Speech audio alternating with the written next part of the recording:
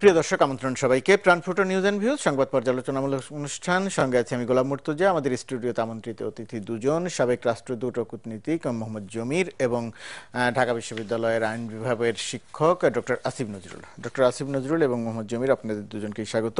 আলোচনায় যাওয়ার আগে আমরা একটু দুটি টেলিভিশনের সংবাদ শিরোনাম দেখে নেব। ফরমালিন বিষয়ে নতুন আইন চলতি অধিবেশনেই বললেন বাণিজ্যমন্ত্রী। ফরমালিন ঠেকাতে রাজধানীর প্রবেশ মুখে 8টি চেকপোস্ট বসাবে পুলিশ। বৈধভাবে ক্ষমতার পরিবর্তন চায় বিএনপি, নেতারা বললেন 1-11-র মতো বিতর্কিত সরকারকে আওয়ামী লীগই সমর্থন দিয়েছে। মালয়েশিয়ায় বেগম জিয়ার সঙ্গে সন্তানদের সাক্ষাৎ শুধু পারিবারিক মিলন নয়, হতে পারে দেশকে অস্থিতিশীল করার ষড়যন্ত্র, বলছেন আওয়ামী লীগ নেতারা। বাজেট বাস্তবায়নে সরকারের লক্ষ্যমাত্রা অনুযায়ী অর্থের সংস্থান হবে না, অভিমত অর্থনীতিবিদদের। নিজাম হাজারী কোন কর্তৃত্ব বলে ফেনী 2 আসনের সংসদ সদস্য জানতে চেয়ে হাইকোর্টের রুল। সব দলের অংশগ্রহণে নির্বাচনে আহ্বান বিএনপির, শীর্ষ নেতাদের 3 মামলার চার্জ গঠনের শুনানি 10 আগস্ট। বাজেট বাস্তবায়নে অর্থের সংস্থান কঠিন বলছেন বিশেষজ্ঞরা, কিছু প্রতিষ্ঠান মন করা তথ্য দিচ্ছে, মন্তব্য কৃষিমন্ত্রী। খাদ্যে ফরমালিন ঠেকাতে আইন সংশোধন হচ্ছে জানালেন বাণিজ্যমন্ত্রী। বুধবার থেকে রাজধানীতে নামছে পুলিশ। আমরা সংবাদ শিরোনাম দেখলাম। কয়েকটি পত্রিকা আছে, পত্রিকার শিরোনামগুলো আমরা টেলিভিশনের পর্দায় দেখাবো এবং টেলিভিশনের পর্দায় যে নাম্বারগুলো থাকবে, ফোন নাম্বারগুলো, দর্শক আপনারা প্রশ্ন করে মতামত জানাতে পারবেন, প্রশ্ন করতে পারবেন। আমরা আপনাদের অংশগ্রহণ প্রত্যাশা করছি। আমরা আলোচনায় দেশের রাজনীতিতে যে আলোচিত ঘটনাগুলো থাকে সেরকম একটি ঘটনা নিয়েই আমরা আলোচনায় প্রবেশ করব। তারপরে আমরা হয়তো আন্তর্জাতিক বিশ্বের কিছু বিষয় নিয়ে আলোচনা করব। আমরা বর্তমান সময়ে ক্ষমতার পরিবর্তন, বৈধ অবৈধ, 15ই আগস্টের মতো একটি ঘটনা আবার ঘটবে কিনা, এরকম একটি আলোচনা চলছে গত দুদিন ধরে। গতকালকে, পরশুদিন আওয়ামী লীগের পক্ষ থেকে বক্তব্য এসেছে, গতকালকে বিএনপির পক্ষ থেকে এরকম কিছু বক্তব্য এসেছে। আমরা গতকালকের বক্তব্যের কিছু অংশ একটু দেখে নিয়ে আলোচনায় যাব। নামে প্রহসন করে আজকে সরকার ক্ষমতায়, তারা জনগণের নির্বাচিত সরকার না। বর্তমান সরকার এরশাদের ক্ষমতা দখলের পরে বলেছিল সরকারের যিনি প্রধান, I am not unhappy। একটা সেনা শাসক ক্ষমতা দখল করে তাতেও আপনি অসুখী হন না, তাহলে আপনি অসুখী হন কিসে? আমরা বৈধভাবেই এবং সঙ্গত কারণেই এই সরকারের পতন চাই। জনাব আশরাফ সাহেবের আশঙ্কা তখনই দূর করা যাবে যখন একমাত্র গণতান্ত্রিক ডেমোক্রেটিক্যালি ইলেক্টেড পার্টিসিপেটরি ডেমোক্রেসির মাধ্যমে যদি সরকার গঠিত হয়, তবেই দেশকে সেই মারাত্মক অবস্থা থেকে আমরা বাঁচাতে পারবো। গতকালকের বিএনপি নেতাদের বিএনপির বক্তব্য শুনলাম। পরশুদিনের যে কথা ছিল, সৈয়দ আশরাফুল ইসলাম আওয়ামী লীগের সাধারণ সম্পাদক, তিনি বলেছিলেন যে ষড়যন্ত্র চলছে, 15ই আগস্টের মতো আরেকটি ঘটনা ঘটানোর আশঙ্কা প্রকাশ করা হচ্ছে, আওয়ামী লীগের নেতা ও কর্মীদের সচেতন বা সজাগ থাকার কথা বলেছেন। এই যে রাজনীতিতে 15ই আগস্টকে কেন্দ্র করে যে 15ই আগস্ট যে একটা ভয়ঙ্কর ঘটনা ঘটেছিল, সেরকম ঘটনার একটা আশঙ্কা করা হচ্ছে। আবার বিএনপি বলছে যে যদি সঠিক নির্বাচন না হয়, অংশগ্রহণমূলক নির্বাচন না হয়, তাহলে ওরকম অবস্থা যদি ঠেকাতে হয় তাহলে এইরকম অবস্থা লাগবে। আপনার অভিজ্ঞতা জানতে চাই বা আপনার বিশ্লেষণ জানতে চাই আমাদের এই দেশের রাজনীতির এই জায়গাটিতে। একটা সমস্যা, সেটা হচ্ছে যেটাকে আমি বলেছি, আগেই আখ্যায়িত করেছি, আমাদের রাজনীতিবিদদের মধ্যে আস্থাহীনতা আছে এবং সে কারণেই হয়তোবা একটু একটা রোগের বৃদ্ধি হচ্ছে, সেটা হচ্ছে ভার্বাল ডায়রিয়া। একজন আরেকজনের বিরুদ্ধে কথা বলছে, কিন্তু একটা জিনিস আপনাদের মনে রাখতে হবে, সেটা হচ্ছে 15ই আগস্টের কথা শুধু উল্লেখ করে চলবে না, 21শে আগস্টের কথা কেন লোকে বলছে না? 21শে আগস্টে গ্রেনেড হামলা হলো, সেই গ্রেনেড হামলা হবার পরে যথার্থ কোন রকম বিচার প্রক্রিয়া চললো না, বিচার হয়নি, তদন্ত হয়নি, কিছু হয়নি।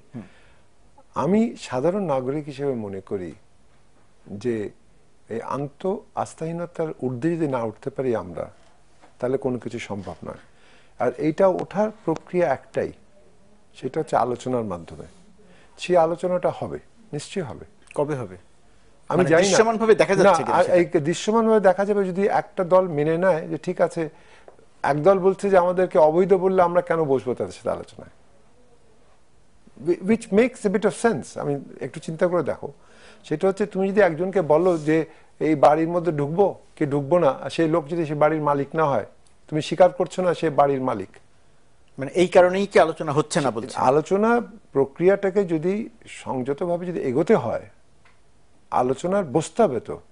মানে if this government was not there, তাদের একটা বৈধতা পেয়েছে তারা সরকারগতভাবে, তাদেরকে বিভিন্ন দেশ থেকে লোকজন এসে বলছে তা আপনার বৈধ, আপনাদের সঙ্গে আলোচনা করছি আমরা। সেই বৈধতার প্রশ্নটা যদি ঠিকমতো না দেওয়া হয় সামাল, যেখানে কিনা আরেকটা দেশ মানে জাপান একটা গর্দভ দেশ নয়, জাপান যখন মাননীয় এখানে কি দেশের ভেতরের চেয়ে ইন্টারন্যাশনাল স্বীকৃতিটা অনেক বেশি গুরুত্বপূর্ণ? না, এটা আমি বলি কারণটা, তোমার যে আলোচনার যেটা প্রয়োজন, সে আলোচনা the least common denominator is a sake for the sake of discussion. আমি বলছি এটা, সেটা হচ্ছে যদি বলা হয় যে ঠিক আছে এই বারবার সরকার অবৈধ অবৈধ না বলে ঠিক আছে সরকার হয়েছে কিন্তু আমরা আরেকটা নির্বাচন চাই। আপনারা বলেছিলেন এটা গণতান্ত্রিক প্রক্রিয়াকে উত্তোলন করার জন্য নির্বাচনটা হয়েছে, ইটস এ কনস্টিটিউশনাল রিকোয়ারমেন্ট, হয়ে গেছে, ঠিক আছে এখন আমরা বসে কথা বলি। এটা যদি এখন যেহেতু বিরোধী দল এই কথাটা বলছে না, বিরোধী দল বলছে অবৈধ, এই কারণেই আলোচনা হচ্ছে না। Acting as an impediment. জি, আমি আপনার কাছে আবার আসবো এই জায়গাটিতে, যে জায়গাতে আলোচনাটা শুরু করলাম। আমরা আপনার কাছে আসার আগে একজন দর্শক আছে, ফোনটা নিয়ে আসছি আপনার কাছে। জি দর্শক, নাম বলে প্রশ্ন করুন। হ্যালো, আসসালামু আলাইকুম। জি, ওয়ালাইকুম আসসালাম। আমি আছি স্যারের সাথে কথা বলতে। প্রশ্ন করুন। জি বলুন, উনি শুনছেন।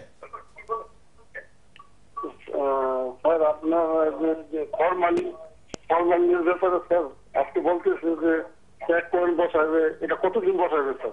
জি, আপনাকে অনেক ধন্যবাদ। আমরা ফরমালিনের আলোচনায় গেলে যাব, আগে আমরা রাজনীতির ফরমালিন নিয়ে কথা বলছি। আলোচনা হচ্ছে। আমার মানে মাঝে মাঝে হয় কি খুব রেটরিক আমাদেরকে গ্রাস করে। তো 15 আগস্টে কে করেছে? 15 আগস্ট কি বিএনপি ঘটিয়েছে? 15 আগস্ট আওয়ামী লীগ করেছিল। বঙ্গবন্ধুর বিরুদ্ধে যে নৃশংস হত্যাকাণ্ড হয় সেটা কিছু বিপদগামী সামরিক অফিসার অংশ নিয়েছিল, কিন্তু এটা পলিটিক্যাল লিডারশিপটা দিয়েছিল আওয়ামী লীগ। আওয়ামী লীগের তৎকালীন নেতা খন্দকার মুশতাক হোসেন, উনি সঙ্গে আরো অনেকে ছিলেন। হ্যাঁ, সঙ্গে যারা ছিল। তারপরে বঙ্গবন্ধুর লাশ পরে থাকা অবস্থায় যেই মন্ত্রিসভা শপথ নিয়েছে তাদের প্রত্যেকে আওয়ামী লীগের ছিল কি ছিল না আপনিও বলেন, ছিল তো। এটা পলিটিক্যালি তো আওয়ামী লীগ করেছে, পলিটিক্যালি আওয়ামী লীগের একটা অংশ করেছে। তো 15 আগস্ট যখন আওয়ামী লীগের নেতৃবৃন্দ বলেন 15 আগস্ট পলিটিক্যালি আওয়ামী লীগ করেছে বলাটা ঠিক হবে না। আওয়ামী লীগের একটি অংশ না, পলিটিক্যালি আওয়ামী লীগ শব্দ ব্যবহার করা যাবে না। আওয়ামী লীগের একটি অংশ ছিল না খন্দকার মুশতাক? না, আওয়ামী লীগের অংশ হিসেবে সে করেন। সরকারটা গঠন করেছে ওদের না, আওয়ামী লীগের লোকজন ছিল না। ব্যক্তি বিশেষে সে কোনো কাজ কর্মকাণ্ডের সঙ্গে সম্পৃক্ত ছিল যেটা জিয়াউর রহমানও জানতো। এবং জিয়াউর রহমানের ব্যাপারে ফারুক নিজে বক্তৃতা যে অ্যান্থনি মাসকারেনাসের টেলিভিশন প্রোগ্রামে ইন্টারভিউতে হি ক্লিয়ারলি মেনশনড, উনি আর রশিদ ছিলেন দুজনে। এটাকে তাহলে আমরা ডক্টর আসিফ নজরুল যেটা বলছেন, আমি আসিফ আওয়ামী লীগের উপর ঘাড় চাপানো হবে না। আমি আসিফ নজরুলের কথা শুনে আপনার কাছে আসছি। জিয়াউর রহমান জানতো, ঠিক আছে, আমরা তো আলোচনা যদি করি আওয়ামী লীগের ঘাড়ে চাপালে হবে না, এটা আওয়ামী লীগ শব্দটা ব্যবহার করা উচিত। আমি আসবো না, আমি আপনার কাছে জিজ্ঞেস করছি, আপনি তো সিনিয়র সিটিজেন, আমার খুব জানতে ইচ্ছা করে। জি বল। 15 আগস্টে বঙ্গবন্ধু হত্যার পরে, বঙ্গবন্ধু নৃশংসভাবে হত্যা করার পর ওনার লাশ পরে থাকা অবস্থাতে যে লোক দেশের সরকার প্রধান হয়েছিল উনি আওয়ামী লীগের ছিল, এবং ওই মন্ত্রিসভা যারা সদস্য ছিল তারা প্রত্যেকে আওয়ামী লীগের ছিল। এই কথাটা কি ভুল নাকি সত্যি? যারা নতুন মন্ত্রিসভা যেটা হয়, অবৈধ মন্ত্রিসভা যেটা হয় জি খুনের পরে, জি, তারা প্রাক্তন আওয়ামী লীগ সরকারের সদস্য ছিল। 14 আগস্টেও তারা আওয়ামী লীগ ছিল তো না? 14 আগস্ট তারিখে প্রাক্তন আওয়ামী লীগ সরকারের সদস্য প্রাক্তন হয়েছিল। 15ই আগস্টের পরে তার আওয়ামী লীগ থাকছে না। যখন বলা হলো যে কুদিতা করে তাদেরকে সরানো হয়েছে, একটা সরকার যখন সরে গেল কুদিতার পরে, তখন তারা এসে যখন মন্ত্রী হলো তখন আর তারা আওয়ামী লীগ থাকলো না, পরিচয় থাকলো না। তার আগে পর্যন্ত ছিল, তারা প্রাক্তন আওয়ামী লীগের সরকারের সদস্য ছিল। আচ্ছা ঠিক আছে, আমি যদি ওনার ভাষণে ধরে নেই, বঙ্গবন্ধু হত্যাকাণ্ডের 3 মিনিট আগেও তারা প্রত্যেক আওয়ামী লীগের ছিল তো? এটা তো সত্যি। তো বঙ্গবন্ধু হত্যাকাণ্ড ঘটার 3 মিনিট আগেও তারা প্রত্যেক আওয়ামী লীগের ছিল, এবং তারা ওই মন্ত্রিসভায় থাকার পরে তাদের ম্যাক্সিমামই জীবনে শেষ দিন পর্যন্ত অন্য কোনো দল করে নাই। ম্যাক্সিমামই, আমি রিপিট করছি, ম্যাক্সিমামই। এবং উনি যেটা বললেন যে জিয়াউর রহমান জানতো, ধরে নিলাম আমরা জানতো, জিয়াউর রহমান জানতো, শফিউল্লাহ জানতো না? শফিউল্লাহ তো ফোন করে বলেছে বঙ্গবন্ধুকে আপনি দেয়াল টপকে পালান। তো শফিউল্লাহ আওয়ামী লীগ থেকে এমপি হয় কিভাবে? একে খন্দকার জানতো না? একে খন্দকার তো এলিজেন্স ঘোষণা করেছিল, উনি শেখ হাসিনার মন্ত্রী হয় কিভাবে? ওইগুলো তো ডিবেট তোলাই যায়। কিন্তু আমার প্রশ্ন হচ্ছে কি, আমরা যখন আওয়ামী লীগের নেতৃবৃন্দ বলেন যে আবার 15 আগস্ট ষড়যন্ত্র হচ্ছে, তার মানে কি আপনারা করছেন? 15 আগস্টকে ক্লিয়ারলি স্টেট করেন এখানে তো বিএনপির কথা বলা হচ্ছে। বঙ্গবন্ধুর বিরুদ্ধে যে জঘন্য ষড়যন্ত্র হয়েছিল সেটার একটা পার্ট ছিল বঙ্গবন্ধুর হত্যাকাণ্ডের 3 মিনিট আগে পর্যন্ত যারা আওয়ামী লীগের ছিল তাদের একটা বিরাট অংশ, আপনার তাহির উদ্দিন ঠাকুর, তারপর কি মাহমুদুল আলম বিচার হয়েছে তাদের অনেকের। ওকে, তারা প্রত্যেকে আওয়ামী লীগের ছিল, এটা মনে রাখতে হবে। কারণ 15 আগস্ট আবার ঘটতে পারে শুনলে লোকজন ভাবতে পারে 15 আগস্ট তো বিএনপি বলে কিছু ছিল না, 15 আগস্ট কে ঘটিয়েছিল। সেকেন্ড কথা হচ্ছে যেটা খুব গুরুত্বপূর্ণ, এটা আমাদের মনে রাখতে হবে, পৃথিবীতে একটা নিয়ম, আপনি যদি বৈধভাবে গণতান্ত্রিক পদ্ধতিতে একটা সরকারকে পরিবর্তন করতে না দেন, ওই সমস্ত সুযোগ যদি আপনি বন্ধ করে দেন, আমি তত্ত্বটা বলছি, তাহলে ওই সরকারের একভাবেই পতন সম্ভব, সেটা অবৈধভাবে, যদি বৈধভাবে বন্ধ করে দেন। এখন এই সরকার কি বৈধভাবে তাকে পরিবর্তন করার সকল পথ বন্ধ করে রেখেছে কিনা সেটা অন্য ডিবেট, কিন্তু যদি বৈধভাবে এই সরকারকে পরিবর্তন করার, জনগণের রায় নিয়ে পার্টিসিপেটরি একটা ইলেকশন করে, ক্রেডিবল ইলেকশন করে এই সরকারকে পরিবর্তন করার সকল পথ যদি সরকার বন্ধ করে দেয়, সেটা আওয়ামী লীগ সরকার হোক, বিএনপি সরকার হোক, নিকারাগুয়া সরকার হোক, হন্ডুরাস সরকার হোক, আমেরিকা সরকার হোক, যে গভর্নমেন্টই করবে, তখন প্রাকৃতিকভাবে একটা পথই খোলা থাকে, সেটা অবৈধভাবে। কাজেই এখানে আমাদের কষণের জায়গা যেটা, সেটা হচ্ছে আওয়ামী লীগের নেতৃবৃন্দকে উপলব্ধি করতে হবে, যারা আওয়ামী লীগকে ভালোবাসেন, যারা আওয়ামী লীগের নেত্রীকে ভালোবাসেন, যে আপনারা জনগণের কাছে, জনগণের বৃহত্তর অংশের কাছে এই মেসেজটা যেন ক্লিয়ার থাকে যে বৈধভাবে নির্বাচনের মাধ্যমে, ক্রেডিবল ইলেকশনের মাধ্যমে বাংলাদেশি সরকার পরিবর্তনের স্কোপ আছে। এটা যতক্ষণ পর্যন্ত থাকবে ততক্ষণ পর্যন্ত বাংলাদেশে কোনো মানুষ কোন রকম অগণতান্ত্রিক উপায়, অগণতান্ত্রিক পদ্ধতিকে সমর্থন করবে না। জি, একজন দর্শকের ফোন নিয়ে আমি আপনার কাছে আসছি মোহাম্মদ জমির। জি দর্শক, আপনার নাম বলে প্রশ্ন করুন। জি, ওয়ালাইকুম আসসালাম। আমি ঢাকা থেকে মিজানুর রহমান বলছি। জি বলুন। আমার প্রশ্নটা হচ্ছে যে 15 আগস্টের যে শব্দটা উচ্চারিত হয়েছে প্রথম আওয়ামী লীগের সাধারণ সম্পাদকের মুখ থেকে, তাহলে উনি 15 আগস্টকে যেভাবে মূল্যায়ন করছেন, বা উনি যেভাবে 15 প্রশ্নটা করুন, প্রশ্ন করুন। প্রশ্নটা হচ্ছে যে 15 আগস্ট যারা ঘটিয়েছিল তারা সবাই আওয়ামী লীগের ছিল, এটাও যেমন সত্য, এবং 15 আগস্টের সময় বঙ্গবন্ধুর সময়ে যারা এই সরকার গঠন করেছিল তারাও আওয়ামী লীগের। আপনাকে অনেক ধন্যবাদ, আমরা আপনার প্রসঙ্গটি বুঝতে পেরেছি। প্রিয় দর্শক, আপনাদের কাছে আমাদের বিনীতভাবে অনুরোধ থাকবে, যারা প্রশ্ন করতে চান বা মতামত জানাতে চান তারা একটু সংক্ষেপে প্রশ্ন করবেন, সুনির্দিষ্ট করে প্রশ্ন করবেন। আরেকটা জিনিস আমি একটু বলি, আমরা মাঝে মাঝে হয় কি, মানে আমরা জাতিগতভাবে এত ভুল তথ্য উপস্থাপন, এত বিভ্রান্তিকর তথ্য উপস্থাপনে অভ্যস্ত হয়ে গেছি, যে জন্য কিছু কিছু জিনিস আমার খুব লোমহর্ষক লাগে। কিছু কিছু জিনিস এত মিথ্যা বলতে বলতে এত সত্য আমরা আড়াল করা শিখে গেছি, প্রত্যেকে মিলে আপনি কালচারাল হয়ে, একটা কালচার হয়ে গেছে। আপনি এটা খেয়াল করে দেখেন, আমরা সবসময় বলি যে বঙ্গবন্ধু আমাদের এত বড় নেতা ছিল, আমাদের এত প্রিয় নেতা ছিল, আমরা কোনোভাবেই বঙ্গবন্ধুর মৃত্যুকে সমর্থন করতে পারি না। উনি যাই করেছে, ওনার বিরুদ্ধে আপনি পলিটিক্যাল মুভমেন্ট করে ওনাকে সরাতেন, এটা অন্য কথা।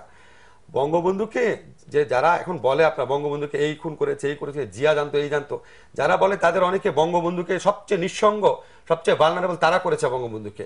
বঙ্গবন্ধু সরকারের বিরুদ্ধে জাসদ বছরের পর বছর যুদ্ধ করেছে, যুদ্ধ করে বঙ্গবন্ধুকে ভালনারেবল করেছে। অতি বাম যারা ছিল, বামদের একটা অংশ, তারা যুদ্ধ করে করে বঙ্গবন্ধুর জীবন অতিষ্ঠ করে ফেলেছিল, বঙ্গবন্ধুকে তারা ভালনারেবল করেছে। আজকাল যখন তারা বঙ্গবন্ধুর প্রতি প্রেম দেখায়, আমার কাছে মনে হয় কি, এই যে নতুন প্রজন্ম, এদের তো অনেকে আপনার ইতিহাস সম্পর্কে খুব বেশি ধারণা নাই, আমাদের কথা ছোট ছোট ধারণা হয়।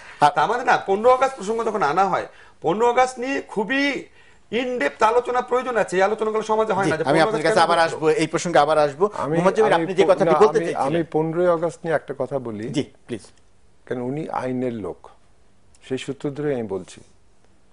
সেটা হলো 15 আগস্টের যে ঘটনাটা, মর্মান্তিক হত্যাকাণ্ড, unacceptable. Okay, what is even more unacceptable, যেটা কোনো মতেই গ্রহণযোগ্য হতে পারে না। ঠিক আছে, 15 আগস্টের আগে 3 মিনিট আগে পর্যন্ত বিএনপি ছিল না, 15 আগস্টের 3 মিনিট পরে তো বিএনপি ছিল জিয়ার মাধ্যমে। শুধু তাই নয়, তখন কি বিএনপির জন্ম? শুধু তাই নয়, আমি বলবো যে জিনিসটা সবচেয়ে গুরুত্বপূর্ণ দিকটা হচ্ছে কদিন পরে তো ইনডেমনিটি অর্ডিন্যান্স দেওয়া হলো। এবং ইনডেমনিটি অর্ডিন্যান্সটা কোন সরকার তখন ক্ষমতায়? কি কার হাতে, কে ক্ষমতায় ছিল? ক্ষমতা হলো Ziaur Rahman was the man controlling the whole country. কে কন্ট্রোল করছিল তখন? জাস্টিস সায়েম। জাস্টিস সায়েমকে তো ডেকে বলা হলো, আপনি শরীর অসুস্থ, আপনি রিজাইন করেন। He went on health ground, he went away. Justice Sattar, Was he of any importance at all? Who was Justice Sattar? Who was Justice Saim? They were nobody. Who was Air Vice President Khondekar? He was sent out as a High Commissioner outside. Who was General Shafillah? He was sent out as High Commissioner outside. It was General Ziaur Rahman who was in charge, totally. আমার কথা সেটা না, যে মুহূর্তে মানে army chief এবং বিমান বাহিনীর চিফ ওনারা অথর্ব ছিল তখন না, আমার কথা হচ্ছে যে মুহূর্তে তখন মানে একটু যদি পরিষ্কার করে বলেন তখন আমি বলিনি, বলছি পরিষ্কার করেই বলছি। 15ই আগস্ট থেকে নিয়ে নভেম্বর পর্যন্ত, ফার্স্ট উইক পর্যন্ত কতদিন সময় গেছে? 15ই আগস্ট থেকে 15ই সেপ্টেম্বর 1 মাস, 15ই অক্টোবর আরেক মাস, আর 15ই নভেম্বর মানে 2.5 মাসের বেশি যায়নি। তার আগেই যে আর 4 জন তাদেরকে নিয়ে যাওয়া হয়েছিল, তাদেরকে হত্যা করা হয়েছে, জেলে হত্যা করা। কিন্তু কি দেখতে পাচ্ছি আমরা? বীর দর্পে তাদেরকে সূর্য সন্তান আখ্যায়িত করা হচ্ছে, তাদের গলা মালা পরানো হচ্ছে, তাদের মেম্বার অফ পার্লামেন্ট করা হচ্ছে, তাদেরকে রাষ্ট্রদূত করা হচ্ছে, তারা দাঁড়াচ্ছে নির্বাচনে প্রেসিডেন্সিয়াল পদের জন্য। খুনিরা এখানে আওয়ামী লীগ জড়িত ছিল, আওয়ামী লীগকে জড়িত ছিল জেলের ভেতর হত্যা করার জন্য, সেটা ছিল না। তাহলে এইটা কেন বলা হয় না? 15ই আগস্ট মানে শুধু 15ই আগস্টের ঘটনা না, 15ই আগস্ট থেকে নভেম্বর পর্যন্ত ঘটনা, এক ঘটনা বলি এক এক করে। আপনি তো ওই সময়টা একেবারে আমি জিনিসটা বলিনি, শোনো, সেটা হচ্ছে আওয়ামী লীগ বলে কোনো লাভ নেই। আমি সাধারণ জনগণ হিসেবে চাই, সেটা হচ্ছে বিতর্কের সৃষ্টি করে রাজনীতিকে নষ্ট করে বিনষ্ট করে কোনো লাভ নেই। We started talking in our program today in a positive manner. Let us remain positive. Let us not remain unnecessarily negative. যদি আলোচনায় বসতে হয়, বিএনপি অবৈধ বলা বন্ধ করতে হবে। জাপান গাধা না, চায়না গাধা না, রাশিয়া গাধা না, ওআইসি সেক্রেটারি জেনারেল এসে বলে যাবে তারা গাধা না। 5 জানুয়ারি জাতিসংঘের মহাসচিব তিনিও গাধা নয়। কিন্তু 5 জানুয়ারির যে নির্বাচন, আমার কথা হচ্ছে যদি বিতর্কিত যদি হয়ে থাকে, আমি বলছি 5 জানুয়ারির যে নির্বাচন, আপনি যে আসছে আপনার কাছে 5 জানুয়ারির যে নির্বাচন, সেই নির্বাচনটি নিয়ে জাপান বা আপনি যে সমস্ত দেশের কথা বললেন তারা সবাই কিন্তু প্রশ্ন তুলেছে। আমি এগ্রি করি, তো আমি তো বলছি না যে 5ই জানুয়ারি নির্বাচনটা সম্পূর্ণভাবে গ্রহণযোগ্য। আমার কথা হচ্ছে যদি আলোচনা, আমি বলেছি কি তোমাকে প্রথমে, আমি বলেছি আলোচনার মাধ্যমে let us have a more inclusive election, let us have a more participatory। সেই আলোচনার ক্ষেত্রে আপনি যেটা বলছেন যে অবৈধ বলছে বলেই আন্দোলন হচ্ছে না, এটাই কি মূল সমস্যা? না, আমার কথা হচ্ছে যে ইনক্লুসিভ এবং পার্টিসিপেটরি হওয়া সম্ভব। আমরা সেটা উপজেলা ইলেকশনের সময় দেখেছি, দেয়ার ওয়াজ এ পসিবিলিটি, যেটা আমি 5ই জানুয়ারির আগে আমাকে একটু বলতে দাও, না আমি প্রশ্ন আসা মানে হয় না, আমি আপনার কাছে আসবো অক্টোবর নভেম্বরে বহুবার বলেছিলাম। আপনি সব কথা বলার সুযোগ, এবার বলুক আসিফ, বলুক। আমি অনেক কয়েকটা কথা বলি। না, আপনি সব কথা বলার সুযোগ, আমাদের এখানে তো উনি আমাদের এখানে সবচেয়ে সিনিয়র আছে। এখন আমারও তো ওনার কাছে জানতে ইচ্ছা করে কথার মাঝখানে, যেমন উনি একটা জিনিস বললো যে জাপান, চায়না, রাশিয়া সবাই চুক্তি করছে, তো তারা তো জেনারেল এরশাদের সাথে চুক্তি করেছিল, তারা তো জেনারেল জিয়াউর রহমানের সাথে চুক্তি করেছিল। তো উনি একজন খুবই আমাদের সিনিয়র সিটিজেন। এখন উনি যদি এই কথাটা বলে, আমার কাছে জানতে ইচ্ছা করে, এটা যদি একটা মানদণ্ড হয় যে আন্তর্জাতিক বিশ্ব এই সরকারের সাথে কাজ করছে তাই সরকার বৈধ, তাহলে তো জেনারেল জিয়া সরকার, জেনারেল এরশাদ সরকার, 1996-এ যে ভুয়া ইলেকশন করেছিল বিএনপি, ওই সরকার, সব সরকার তাহলে বৈধ? এটা তো ক্রাইটেরিয়া হতে পারে না। কিন্তু উনি যেটা বলছেন যে বিএনপি যেহেতু এই সরকারকে অবৈধ বলছে, সুতরাং অবৈধ বলার কারণে আলোচনা করার পথ বন্ধ হয়ে গেছে, সুতরাং সমাধান পৌঁছাতে পারছি না। তাহলে যখন 1996-এ যেই গভর্নমেন্টকে আওয়ামী লীগ অবৈধ বলেছিল, সেই গভর্নমেন্টের প্রণয়ন করা আইন অনুযায়ী আওয়ামী লীগ ইলেকশন করলো কেন? তো এটা অবৈধ ছিল না? এটা পলিটিক্যাল রেটরিক, এটা আপনার বুঝতে হবে। 1988-এ এরশাদ যখন ইলেকশন করেছে, এটা অবৈধ সরকার সবাই বলেছে। তারপর এরশাদেরই ফর্মুলা অনুযায়ী এরশাদ ক্ষমতা ছেড়ে দিল, ওই গভর্নমেন্ট ওদিন ইলেকশন করলো কেন? এটা পলিটিক্যাল রেটরিক। অবৈধ বলা বা না বলা, আমি স্যারের ওনার সাথে একমত যে অবৈধ বলা একটা রাজনৈতিক একটা অসুস্থতার সৃষ্টি করে, কিন্তু অবৈধ বলা না বলা মেইন প্রবলেম না, এটা তো আমাদের বুঝতে হবে। আমরা তো কেউ শিশু না। মেইন প্রবলেম হচ্ছে আওয়ামী লীগ, আমার কাছে মনে হয় আওয়ামী লীগ 5ই জানুয়ারি আগে জানতো তারা ইলেকশন করে হেরে যাবে। All the indication had been there. তারা যখন আপনার গাজীপুর ইলেকশন হেরেছে, যেটা তাদের সেকেন্ড স্ট্রং হোল্ড, যেখানে প্রধানমন্ত্রী নিজে ইনভলভ ছিল, নিজে কন্ট্রোল করেছে, 5টা সিটি কর্পোরেশন হয়েছে, তখন ওদের কাছে এটা নিশ্চিত ছিল যে তারা ইলেকশন হেরে যাবে। এই জন্য তারা ফেয়ার ইলেকশন করতে দেয় নাই। এই পাপ বিএনপিও করার চেষ্টা করেছিল, আমরা বিএনপির দালাল না, বিএনপি এই পাপ করার চেষ্টা করেছিল 2006 সনে, করতে পারে নাই। আওয়ামী লীগ করতে পেরেছে, this is the only difference. But এই ধরনের ইলেকশন করা পাপ, এই ধরনের ইলেকশন করা গণতন্ত্র সংবিধান, মানুষের অধিকার এগুলিকে লাথি মারা এই ধরনের ইলেকশনের মাধ্যমে যেসব সরকার গঠিত হয় তত্ত্বের খাতিরে বড়জোর আমরা তাদেরকে বৈধ বলতে পারি যদি তারা একটা পার্টিসিপেটরি ইলেকশন দেওয়ার জন্য ফাংশন করে। যদি তারা 5 বছর থাকার জন্য ওই ইলেকশনকে ইউজ করতে যায় তাহলে তাদেরকে অবৈধ বলা প্রত্যেকটা মানুষের কর্তব্য, যেটা আমরা 1996 এ যদি আইনগতভাবে কি অবৈধ বলার সুযোগ আছে? আছে, আমি আপনাকে বুঝায় বলি, এটা আমি অনেক বহুবার বলেছি। আপনি আমাকে বলেন, আমরা যে টেন্ডার দ্বারা দেয়, ধরেন আপনি একটা দরপত্র আহ্বান করেছেন, আমি আর জমির ভাই আমরা টেন্ডার সাবমিট করলাম, উনি আমাকে গুলি দেখালো, বল টেন্ডার সাবমিট করে মেরে ফেলবো, আমি দিলাম না। উনি এই যে আমাদের ক্যামেরাম্যান ভাই আছে ওনারা বলে তুই 2 টাকার একটা টেন্ডার দে, উনি দিল 1 টাকা টেন্ডার, উনি টেন্ডারটা পেলো। এই ধরনের নিউজন পত্রিকায় ছাপা হয়, আমরা বলি না টেন্ডার বাতিল করা হোক, বলি নাকি বলি না? বলি, নিশ্চয়ই বলি। যখন প্রশ্ন ফাঁস করা হয় তখন প্রশ্ন ফাঁস হয়ে গেল, আপনি বাংলাদেশে কোনো আইন দেখাতে পারবেন যে প্রশ্ন ফাঁস হয়েছে তাই পরীক্ষা বাতিল হয়ে যাবে? আপনি কোনো আইন দেখাতে পারবেন? প্রশ্ন ফাঁস হয়ে গেছে যখন পাবলিশ হয় আমরা পরীক্ষা বাতিল করি কেন? যেই সমস্ত কারণে আমরা প্রশ্ন ফাঁস হওয়া পরীক্ষা বাতিল করি, অবৈধ এবং মানে ইঞ্জিনিয়ার টেন্ডারবাজি বাতিল করি, সেই কারণে এই ইলেকশন অবৈধ। এবং সেই কারণে সরকারকে অবৈধ বলা যায়? অবৈধ বলা যাবে না কেন? কেন বলা যাবে না?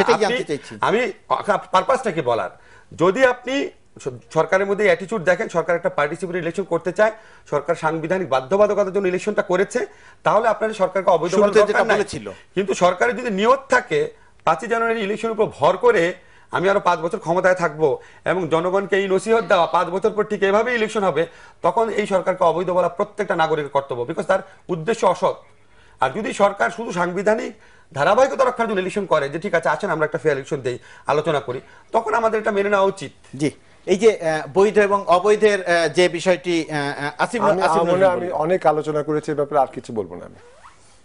Enough has been said on this.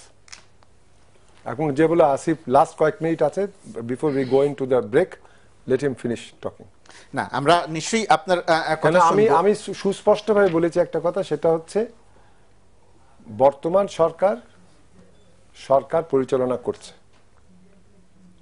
দ্বিতীয়ত হচ্ছে উপজেলা একটা নির্বাচন হয়েছে, সেখানে আমরা দেখেছি যদি বিএনপি সেখানে পার্টিসিপেট না করত, সমর্থন না দিত, আমি বুঝতে পারতাম বিএনপি সম্পূর্ণভাবে এটার থেকে পৃথক হয়ে গেছে। যে বিএনপি মনে করে এই সরকারের নির্বাচন দেবারও ক্ষমতা নেই, উপজেলা নির্বাচন আয়োজন করারও ক্ষমতা নেই, কিন্তু সেখানে তারা সমর্থন করলো, পার্টিসিপেট করলো, সবকিছুই করলো। জি, আপনার কাছ থেকে আমি তাই যদি হবে, জি, যদি তারা বলে তত্ত্বাবধায়ক সরকার ছাড়া কোনো নির্বাচন প্রক্রিয়া গ্রহণযোগ্য নয়, তাহলে মোদী সরকারের নির্বাচন প্রক্রিয়াটাও তাদের বাতিল করা উচিত ছিল, উৎফুল্ল হওয়ার প্রয়োজন ছিল। এটা কি বাংলাদেশ বাতিল করবে? না, যে তারা বলা উচিত ছিল এটা কি নির্বাচন হলো? ভারতের গণতন্ত্র আমাদের, আমরা বলবো ভারতের নির্বাচন কমিশন আমাদের নির্বাচন কমিশন, কিন্তু ওনারা তো বলেছেন, মানে আমরা কি তুলনা করতে পারি? ওনারা বলেছেন যে কেয়ারটেকার গভর্নমেন্ট করেছে ইলেকশন, পাকিস্তানে দেখো কি সুন্দর পাকিস্তান ইলেকশন হয়েছে। মানে পাকিস্তান, বাংলাদেশ, ভারত আপনি একই মানদণ্ডে বিচার করছেন? বিএনপি ইজ অন রেকর্ড, না আমি বলছি সেটা আমি বোঝার জন্য, আমার কথা হচ্ছে যে BNP is on record and saying যে কেয়ারটেকার গভর্নমেন্টের আন্ডারে ইলেকশন হয়েছে নেপালে এবং তার আন্ডারে ইলেকশন হয়েছে পাকিস্তানে, কি সুন্দর সুস্থ ইলেকশন হয়েছে। সেই কারণেই কেয়ারটেকার গভর্নমেন্ট আন্ডার হওয়া উচিত ছিল। আমি আমার এবং দর্শকের বোঝার সুবিধার জন্য প্রশ্নটা করছি। আমার কথা হচ্ছে খুব সহজ, বোঝানোর খুব সহজ। আমি বলছি যে বাংলাদেশ, ভারত, পাকিস্তান, নেপাল আমরা একই মানদণ্ডে বিচার করব? ভারতের নির্বাচন কমিশন তারা খুব সুন্দরভাবে নির্বাচন করেছে, গ্রহণযোগ্য নির্বাচন করেছে। সেই নির্বাচন কমিশনকে তো একটা দীর্ঘ প্রক্রিয়া তারা তৈরি হয়েছে। বাংলাদেশ এটা কিভাবে করেছে সেইটা আমার কথা হচ্ছে এই সব জিনিস নিয়ে আলোচনা করা উচিত, যে নির্বাচন কমিশন দেখো ভারতে কি সুন্দর করেছে, তোমরা যদি বলো তত্ত্বাবধায়ক সরকার ছাড়া নির্বাচন কমিশন দিয়ে করতে হবে, তাহলে আমরা এইসব সংশোধন করি জিনিসটা। এটা কে বলবে? সব দল মিলে বলবে। ডিসিশন তো সরকার না, তখন সরকার সিদ্ধান্ত তো সরকার, তখন সরকার বাধ্য হবে সেই জিনিসটা শুনতে। বাংলাদেশে কি শুনতে বাধ্য হয়? নিশ্চয়ই হবে, কেন হবে না? কেন আপনার ধারণা কি বাংলাদেশে শুনতে বাধ্য হয়? নিশ্চয়ই হবে, যদি সবাই মিলে ওখানে ওই ইয়েতে, সবাই মানে কারা? বঙ্গবন্ধু এমনিতে সব জনগণ যে বলে আমরা নির্বাচন কমিশনের, আমি একবার শুনতে চাই ওদের কাছ থেকে, আমি সবসময় বলেছি আওয়ামী লীগ বিএনপি বলে না, আওয়ামী লীগ যারা যারা বলছে নির্বাচনী প্রক্রিয়া বাংলাদেশে সুস্থভাবে হয়নি, and it is quite true, because অনেকে দেখিয়েছে, টেলিভিশনে দেখিয়েছে জালিয়াতি হচ্ছে, এই হচ্ছে। আমার কথা হচ্ছে I want as an ordinary citizen to get একটা যে এই প্রেসক্রিপশনটা আমরা চাচ্ছি। রোগ হয়েছে, রোগ যদি শুধরাতে হয় আমরা মনে করি এই জিনিস করণীয় আছে। আসিফ নজরুল, নির্বাচন কমিশনটাকে আমি পরিষ্কার বলি, করেই ভালো। আমাদের নির্বাচন কমিশনের সংস্কার নিয়ে গত 20 থেকে 25 বছর যাবত বাংলাদেশের সিভিল সোসাইটি ইন রাইটিং বিভিন্ন প্রপোজাল দিয়েছে। সিপিডি, প্রথম আলো এবং ডেইলি স্টার মিলে যে সুশাসনের রূপকল্প তৈরি করেছিল সেখানে 17 পৃষ্ঠা শুধুমাত্র নির্বাচন কমিশন নির্বাচনের কি কি সংস্কার করতে হবে সেটা আছে। এটা কোনোটাই গভর্নমেন্ট পালন করে নাই। এবং আমাদের যখন কথা ছিল, আপনি যদি পাকিস্তানের কথা বলেন, পাকিস্তানকে আমরা এত সমালোচনা করি, ওদের যে 19 এবং 20 এবং 18 যে অ্যামেন্ডমেন্ট হয়েছে এটার মাধ্যমে এই বডিগুলো গঠিত হয়, বিরোধী দলের একটা পার্টিসিপেশন থাকে। আমাদের এখানে যেভাবে ইলেকশন কমিশন গঠন করা হচ্ছে এবং ইলেকশন কমিশনের যে পারফরমেন্স বাংলাদেশের ইতিহাসে, এটা হচ্ছে নতজানু, ব্যর্থ, দায়িত্বহীন, মেরুদণ্ডহীন কোনো ইলেকশন কমিশন আসে নাই। এটা আমার কথা না, এটা সাবেক প্রধান নির্বাচন কমিশনার, যার ইলেকশনের মাধ্যমে আওয়ামী লীগ ক্ষমতা এসেছে, এটিএম শামসুল হুদা চৌধুরী সাহেবের মতো লোক বলছেন। আমি আপনাকে শুধু একটা কথা বলি, জমির ভাইরা যখন বলে, ওনারা তো খুব রেসপেক্টেড মানুষ, ধরেন ওনারা যখন বলে, আমার দুঃখটা কোথায়, উনি যখন বললেন যে উপজেলা ইলেকশনে বিএনপি অংশগ্রহণ করেছে তার মানে তো এক ধরনের বৈধতা দেওয়া হয়েছে, উপজেলা ইলেকশন তাহলে আসলো কেন? তখন আমার সাথে সাথে এখন আমি যদি প্রশ্ন করি, আপনি তো স্যার আমাকে কনভিন্সিং আনসার দিবেন যে এর বিএনপি আমলেও যখন আওয়ামী লীগ বলছিল যে আমরা তত্ত্বাবধায়ক ছাড়া ইলেকশন করব না, তখনও তো বিএনপি আওয়ামী লীগ স্থানীয় নির্বাচনগুলো করেছে। তো স্থানীয় নির্বাচন করা মানে কি এই ম্যান্ডেট দেওয়া যে আপনি করেন? হ্যাঁ, সেটা প্রশ্ন। আমি আপনার কাছে এই আলোচনা আমরা আরো করব। এই আলোচনার জায়গাতে আমি একটু আইন শৃঙ্খলা রক্ষার জায়গাতে আমি একটু আইন শৃঙ্খলা রক্ষার জায়গাতে আসতে চাই। আইন শৃঙ্খলা রক্ষা, নারায়ণগঞ্জ, ফেনী, এই জায়গাগুলোর কারণে ব্যাপকভাবে আলোচনা হচ্ছে।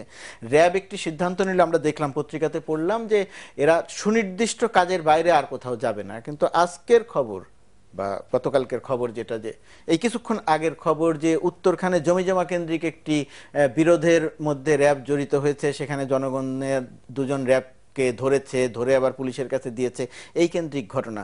অর্থাৎ চেইন অফ কমান্ড নাই সরকারের হাতে, বা চেইন অফ কমান্ডে একটা বড় রকমের সমস্যা হয়েছে আইন শৃঙ্খলা পরিস্থিতি। এটা একটা জিনিস তো একটা বলেছেন একজন প্রধানমন্ত্রীর উপদেষ্টা, উনি বলেছেন যে র্যাবকে it should be brought directly out of the police and into the hands of the Ministry of Home. স্বরাষ্ট্র মন্ত্রণালয় সরাসরি তার আন্ডারে আসা উচিত। আমি মনে করি যে র্যাবকে ডিপলিটিসাইজ করা উচিত, 1 নম্বর। It should not be there in any political manner. 2 নম্বর হচ্ছে যে র্যাব তার আইন শৃঙ্খলার ব্যাপারে যতটুকু করণীয় তাকে একটা পরিধি, প্যারাডাইম করে দেওয়া, পরিষ্কার বলে দেওয়া যে এর বাইরে তোমরা যেতে পারবে না। এবং 3 নম্বর যেটা হচ্ছে, সেটা খুব গুরুত্বপূর্ণ, সেটা হচ্ছে রাইট টু ইনফরমেশন অ্যাক্ট, তথ্য অধিকার আইন। যেহেতু আমি প্রধান তথ্য কমিশনার ছিলাম, সেখানে একটা জিনিস দেওয়া আছে, 32 নম্বরের উপধারা 2-এ বলা আছে যে যদি কোনো দুর্নীতি কিংবা মানবাধিকার লঙ্ঘনের ব্যাপার ওঠে, তখন র্যাব, এনএসআই, ডিজিএফআই, সব 8টা প্রতিষ্ঠান, they can all be asked questions and they have to give answers. কিন্তু এগুলো তো সব আছে, কিন্তু বাস্তবে ঘটছে না। কিন্তু এই জিনিসটা আমি আশা করেছিলাম আমাদের, শোনো আমি একটা বলি তোমাকে, আমি ডেইলি স্টারকে এবং প্রথম আলোকে, বিশেষ করে প্রথম আলোকে বহুবার বলেছি, মতিউর রহমানকে, যে আমি যখন ছিলাম তখন ওখানে, যে তোমরা ডেইলি স্টার যেরকম একটা ল পেজ করে, প্রতি সপ্তাহে একটা থাকে, প্রথম আলোতে একটা ল পেজ করো যেখানে তথ্য অধিকার আইন নিয়ে আলোচনা হবে, যাতে লোকে আস্তে আস্তে শেখে। কিন্তু একবারও বলে আমি পারিনি করাতে। সবাই পয়সার পিছনে দৌড়াচ্ছে। আজকাল পত্রিকাগুলো যেগুলো আছে, প্রথম আলো বলো, যত বড় বড় পত্রিকা আছে, পয়সা ছাড়া কি চলবে পত্রিকা? না, সেই আমার কথা হচ্ছে, প্রথম আলো কি পয়সা ছাড়া চলবে? আমার কথা হচ্ছে কর্পোরেট সোশ্যাল রেসপন্সিবিলিটি গেল কোথায় তাহলে? আচ্ছা, এনিওয়ে আমি মনে করি আমরা মূল আলোচনার জায়গাতে সিএসআর গেল কোথায়? আমি যে প্রথম আলোতে রেগুলার লিখি, আমি মনে করি বাংলাদেশে যে প্রতিষ্ঠানগুলো কর্পোরেট সোশ্যাল রেসপন্সিবিলিটি পালন করে, তার মধ্যে প্রথম আলো সবচেয়ে অগ্রগণ্য, সবচেয়ে প্রশংসনীয়ভাবে করে। স্যারের হয়তো খেয়াল নাই, মাদক বিরোধী আন্দোলন, অনেকগুলো কাজ করেন তারা। র্যাবের ক্ষেত্রে আমার কাছে ভয়াবহ যেটা লাগে, আমরা র্যাবের অসুখ যতটা মনে করি র্যাবের অসুখ হয়েছে, র্যাবের অসুখ তার চেয়ে অনেক অনেক বেশি হয়েছে। আমরা ভাবছি হয়তো র্যাবের ইনফ্লুয়েঞ্জা হয়েছে, কিন্তু র্যাবের ক্যান্সারের মতো কোনো অসুখ হয়েছে। আপনি যে সমস্ত ডিবেট আমরা পত্রিকায় দেখি, লোমহর্ষক লাগে। নারায়ণগঞ্জে যারা অভিযুক্ত হয়েছেন, তারা অভিযোগ করছেন যে র্যাবের যে নাম্বার 2 আছেন কর্নেল জিয়াউল হাসান, উনি এটার সাথে ইনভলভ ছিল, নারায়ণগঞ্জ কিলিং এর সাথে, উনি জানতো দেখেন এটা যত ভুয়া অভিযোগ না হোক না কেন, অভিযোগ তো করেছেন, পত্রপত্রিকা এসছে। এখন আপনার এমন র্যাবের পক্ষ থেকে প্রতিবাদ করা হয়েছে, সেটা আমি বলছি, র্যাবের পক্ষ থেকে প্রতিবাদ করা হয়েছে যে আপনারা 164 ধারার ভিত্তিতে ম্যাজিস্ট্রেটের কাছে যে জবানবন্দি সেটা কেন বাইরে প্রকাশ করা হলো। Very valid point Murtaza. এখন আমি র্যাবের যারা আছেন তাদেরকে বিনয়ের সাথে প্রশ্ন করতে পারি, আপনারা যখন 10 ট্রাক মামলাতে, 21শে অগাস্টের মামলাতে, পলিটিক্যাল সেন্সিটিভ বহু মামলাতে যখন ম্যাজিস্ট্রেটের কাছে জবানবন্দি দেওয়া হতো, তখন যখন সবাই পাবলিশ করে দিত যে এরা এটা করেছে, আপনারা যখন পাবলিশ করতেন যে একজনকে ধরলেন, ধরার পর বললেন এই হচ্ছে খুনি, বলে আপনারা বললেন ওইভাবে খুন করেছে, ও হচ্ছে জঙ্গি, ওইভাবে জঙ্গি করেছে, আপনার ভার্সন যখন আপনি দিতেন র্যাব, তখন আপনার কোনোদিন মনে হয় নাই যেগুলো অন্যায়? তো আদালতে প্রমাণ হয় নাই, এগুলো সেন্সিটিভ তথ্য। আজকে আমি কথা হচ্ছে যেই তথ্যগুলো এসেছে এগুলো তো ভয়াবহ তথ্য, এবং আজকে আমরা খুব মনে প্রাণে আশা করব যে কর্নেল জিয়াউল হাসানের মতো লোক যিনি এত বড় রেসপন্সিবল পজিশনে আছে, তদন্তের মাধ্যমে যেন পরিষ্কারভাবে জিনিসটা বের হয়ে আসে। এটাই আমাদের মূল কিন্তু এখানে আমি উল্লেখ করতে চাই আরেকটা দিক আছে র্যাবের, হবিগঞ্জে যে গত কয়েকদিনের মধ্যে এত কটা অস্ত্র উদ্ধার হলো, that's a very good thing they have done, you can't forget that. ওইটার কথা উনি তো বলছেন না।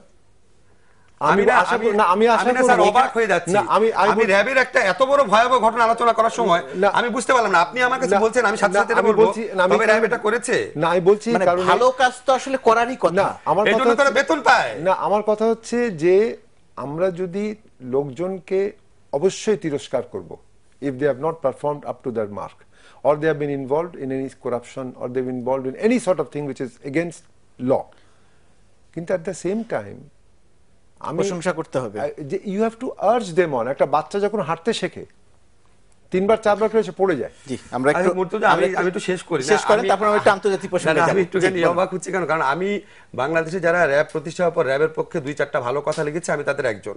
আমি এখনো মনে করি র্যাবের অনেক অবদান আছে অনেক ক্ষেত্রে, কিন্তু মুর্তজা আজকে যদি প্রশ্নপত্র ফাঁসে, ঢাকা বিশ্ববিদ্যালয়ের প্রশ্নপত্র ফাঁসের সাথে আমার নাম আসলো, ধরেন এটা নিয়ে ধরেন আলোচনা হচ্ছে, তখন কি জমি ভাই বলবে উনি প্রশ্নপত্র ফাঁস করেছে কি, তো কি হয়েছে, উনি কিন্তু টক শো খুব ভালো করে, এটা আসে তখন এটা একটা কথা। আমি বলবো আসিফ প্রশ্নপত্র ফাঁস করতে পারবে না, পারে ও করার মতো। আমার কথাটা কি দেখেন, আমি র্যাবের যারা আছে, তো হত্যা করেছে, মানুষ খুন করেছে, ওরা তো স্বীকার করছে। সেটা মানবাধিকার লঙ্ঘন যেটা হয়েছে সেটা তো অবশ্যই দণ্ডনীয় অপরাধ, সেখানে the court should be asked to take necessary action. আমার এটা হচ্ছে কি, আমি আজকে যে অভিযোগগুলো আসছে ধরেন র্যাবের একদম শীর্ষস্থানীয় কর্মকর্তাদের সম্পর্কে, আমি আর্জ করব যে এটা দ্রুত তদন্ত করে জিনিসটা ক্ল্যারিফাই করেন, কারণ মানুষের মনে না হলে র্যাব বিষয়ে আরো অনেক নেতিবাচক ধারণা মনে যদি ভুলভাবে এই সন্দেহ থাকে যে র্যাবের সবচেয়ে প্রভাবশালী কর্মকর্তাগুলোতে ইনভলভ, ভুলভাবে যদি থাকে এই ভুলটা তাড়াতাড়ি ভাঙা নিশ্চয়ই, আর যদি শুদ্ধভাবে থাকে তাহলে সেটা যথাযথ তদন্ত করে। আমরা একটু আমার একটা শুধু আপনাকে বলবো যে আমি মনে করি এই সরকারের এখন খুবই সিরিয়াসলি দেখা প্রয়োজন, কারণ আমি বিশ্বাস করি না বাংলাদেশে কোনো পলিটিশিয়ান, রেসপন্সিবল পলিটিশিয়ান, ধরেন আপনি প্রধানমন্ত্রী যদি ধরেন, সৈয়দ আশরাফ যদি ধরেন, বা মুহিত সাহেব যদি ধরেন, ওনারা তো কল্পনাও করতে পারবেন না যে র্যাবের কাউকে এই ধরনের কোনো ম্যান্ডেট দেওয়া, মানে র্যাব খুন করছে বা আর্মি থেকে আসে র্যাবের অফিসে খুন করছে, এটা তো ওনারা কল্পনাতেও ওনাদের চাওয়ার কথা না। তো ওনারা ওনাদের ভালো বুঝে, ওনারা জনগণের মনে যে গভীর আতঙ্ক, এত বড় একটা প্রশংসনীয় প্রতিষ্ঠান সম্পর্কে কিছু কিছু তাদের কর্মকর্তার এই ধরনের অমানবিক, নৃশংস এবং ভয়াবহ কর্মকাণ্ডের কারণে যেই অবস্থা সৃষ্টি হয়েছে, এটা রিজলভ করার জন্য যেন খুব ক্রেডিবল তদন্ত করেন, প্রথম পদক্ষেপগুলো যেন খুব দ্রুত নেওয়া হয়, ক্রেডিবল ভাবে করা হয়। জি, আমরা একটু এই প্রসঙ্গের, আমরা একটু আন্তর্জাতিক প্রসঙ্গে যেতে চাই। আন্তর্জাতিক মাননীয় প্রধানমন্ত্রী চীন সফর করছেন, জাপান সফর করে সবগুলোতে আলোচনা করতে হবে। আপনি যেটা বললেন যে সব প্রসঙ্গেই আনতে হবে আলোচনায়, সব প্রসঙ্গই আসতে হবে আলোচনায়। আমি একটু ভারত প্রসঙ্গ দিয়ে শুরু করি, সীমান্তের প্রসঙ্গ দিয়ে। প্রধানমন্ত্রীর চীন সফর এবং জাপান সফরের তাৎপর্য, প্রাপ্তি, এই প্রসঙ্গগুলো নিয়ে আপনার কাছ থেকে আলোচনা শুনতে চাই। মাঝে মধ্যেই এখনো সীমান্তে গুলি হচ্ছে, বাংলাদেশি হত্যা হচ্ছে। গতকালকেও একজন হত্যাকাণ্ডে, একজন গুলিতে মারা গেছেন বাংলাদেশি, একজন আহত হয়েছেন। কিন্তু আমি যতদূর পত্রিকায় দেখলাম, আমার যতদূর একজন সংবাদকর্মী হিসেবে সংবাদ রেখেছি, বাংলাদেশ সরকারের পক্ষ থেকে বা কোনো রাজনৈতিক দল, বিরোধী দলের পক্ষ থেকে কোনো বক্তব্য দেখা যায়নি এখন পর্যন্ত। আপনার যে কোনো কারণেই হোক না কেন, যদি কাউকে গুলিবিদ্ধ করা হয়, কাউকে এখানে কিন্তু যদির কোনো সুযোগ নেই, গুলি করা হয়েছে, যদি খুন করা হয় সেটা গ্রহণযোগ্য নয়, 1 নম্বর। এবং শুধু গ্রহণযোগ্য শুধু নয় না, এটা কয়েকটা বার ওরা বলেছে ভারত থেকে যে না আমরা খুন করব না, এরকম গুলিবিদ্ধ হবে না, কিন্তু এটা হচ্ছে। এবং সেই কারণে আমি মনে করি সরকারের তরফ থেকে অত্যন্ত কড়াভাবে এটার প্রতিবাদ জানানো, শুধু প্রতিবাদ নয়, আমি মনে করি যে এটার ব্যাপারে সরাসরি আমাদের পররাষ্ট্র মন্ত্রণালয় থেকে একটা চিঠি যাওয়া উচিত পররাষ্ট্রমন্ত্রীর তরফ থেকে, ওদের নতুন পররাষ্ট্রমন্ত্রী হচ্ছে তার কাছে উল্লেখ করা যে এটা গ্রহণযোগ্য না এবং তোমরা কেন অ্যারেস্ট করো, তোমরা যদি দেখো তোমাদের ওদিকে অনুপ্রবেশ করছে। না, আপনি কি আশাবাদী যে আপনি যেটা বলছেন যে করা উচিত এই কাজটি সরকার করবে? আমি মনে করি এখানে পত্রপত্রিকা বেরিয়েছে, তোমরা দেখেছো যে জুন মাসের শেষের দিকে হয়তো ওদের পররাষ্ট্রমন্ত্রী বাংলাদেশ সফরে আসবে। যদি আসেন সেটা অবশ্যই আলোচনা হবে। সেটা তো তখন বলা হবে, এখন হত্যাকাণ্ড ঘটছে, এখন আমরা প্রতিবাদ করব না? এখন আমাদের সরকার কিছু বলবে না তার নাগরিকদের জন্য? যেটা করা সাধারণত যেটা হয় সেটা হচ্ছে আমাদের দেশের দূতাবাস যে আছে ওখানে তাদের উচিত হবে এই ব্যাপারে সরাসরি প্রতিবাদ জানানো। ধরেন মিয়ানমারের সীমান্তরক্ষী বাহিনী আমাদের সীমান্তরক্ষী বাহিনীর একজন সদস্যকে গুলি করে হত্যা করলো, আমরা কিন্তু 2 বার রাষ্ট্রদূতকে ডেকে প্রতিবাদ করলাম, কিন্তু ভারত যে মাঝে মধ্যেই আমাদের নাগরিকদের হত্যা করছে, কিন্তু আমরা সেখানে কথা বলতে পারি না কেন? ভারত বলেই কি পারি না? না, ভারত বলে না। এখানে কি ভারত আর মিয়ানমার পার্থক্য এরকম? তাহলে এখানে একটা জিনিস ছিল যেটা মারা গেছে যিনি মিয়ানমারের, তিনি হি ওয়াজ এ বর্ডার গার্ড। জি, এখানে there was no question of him being a smuggler. এখানেও সেই স্মাগলার কিনা সেটা তোমরা জানি না। মানে কোট আনকোট এখানে বলা হয় ক্যাটল ট্রেডার। আমার কথা সেটা নয়, আমার কথা হচ্ছে যে কোনো ব্যক্তিকে খুন করা হবে না, সে যদি অনুপ্রবেশ করে প্রতিবাদ তো করতে হবে। সেটা প্রতিবাদ তো নিশ্চয়ই করা, মানে বর্ডার গার্ড হলে প্রতিবাদ করা যাবে, সাধারণ মানুষ হলে প্রতিবাদ করবে না? সাধারণ মানুষ হলে প্রতিবাদ ডেফিনেটলি করতে হবে, সেটাই জানতে চাই। ডেফিনেটলি করতে হবে এবং আমাদের পররাষ্ট্র মন্ত্রণালয়ের লোকজন তারা নিশ্চয়ই প্রতিবাদ করবে। আসিফ নজরুল, এই আলোচনা আমরা অনেকবার করেছি। না, অনেকবার করেছি। আমি খালি একটা জিনিস চিন্তা করি যে আমরা যে এত বড় বড় কথা বলি যে আমরা খুবই একটা সফল জাতি, আমরা রক্ত দিয়ে দেশ স্বাধীন করেছি, এই বরত্বটা কি আমরা আসলে বুকে ধারণ করি? আমার মনে হয় না করি। আপনি দেখেন আমেরিকার একটা সোলজারকে তালেবানরা গ্রেফতার করে রেখেছে, যেই সোলজার নাকি যুদ্ধক্ষেত্র থেকে পালিয়ে গেছে বলে রিউমার আছে। সেই সোলজারকে পাওয়ার জন্য আমেরিকা 2 বছর ধরে নেগোশিয়েট করার পর 5 জন শীর্ষস্থানীয় তালেবান সন্ত্রাসীকে ছেড়ে দিয়েছে একজনকে পাওয়ার জন্য। টার্কির কয়েকজন ত্রাণ সামগ্রী, একই ঘটনা ইসরায়েলের ক্ষেত্রে বারবার ঘটে। টার্কির কয়েকজন ত্রাণ সামগ্রী নিয়ে যাচ্ছিল, ইসরায়েল তাদেরকে অ্যাটাক করে মেরে ফেলেছিল দেখে টার্কি ইসরায়েলের সাথে সম্পর্ক ছিন্ন করেছে। ওখানে ভূমিকম্প হয়েছিল, ইসরায়েল ত্রাণ দিতে চেয়েছে, বলছে নিব না। এত বছরের ফ্রেন্ডশিপ নষ্ট করে ফেলেছে। বাংলাদেশে যে মানুষজন মরে, শেখ হাসিনা খালেদা জিয়ার কিছু আসে যায়? তারা কোনো প্রতিবাদ করে? আমার মনে হয় না কিছু আসে যায়। যত বড় বড় কথাই বলুক না কেন, আমার মনে হয় না শেখ হাসিনা খালেদা জিয়া যখন পরে যে বর্ডারে গুলিতে একজন নিহত, আমার মনে হয় না তাদের বিন্দু মাত্র মানসিক শান্তির ব্যাঘাত ঘটে। আমার মনে হয় না। আজকে এত বড় একটা ঘটনা ধরেন ঘটলো, এটা কোনো বড় ঘটনাই না বাংলাদেশে। আপনি উল্লেখ করলেন দেখে আলোচনা হচ্ছে, আপনি পত্রপত্রিকাও দেখবেন একজন মারা গেছে।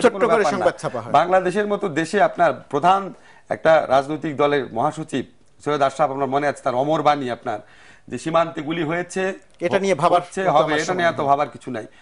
আপনি বলেন এরা জনগণের নেতা, এরা সুস্থ মানুষ।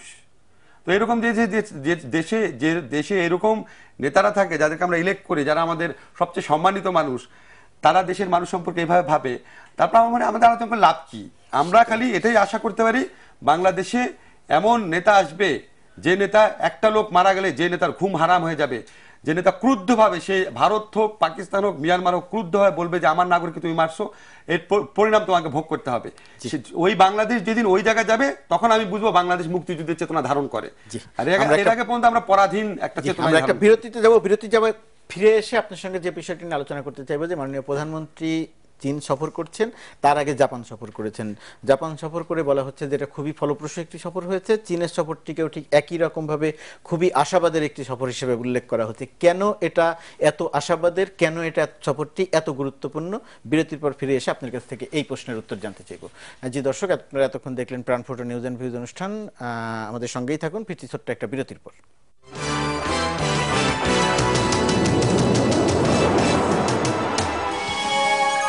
আপনারা দেখছেন প্রাণফ্রুটো নিউজ অ্যান্ড ভিউজ।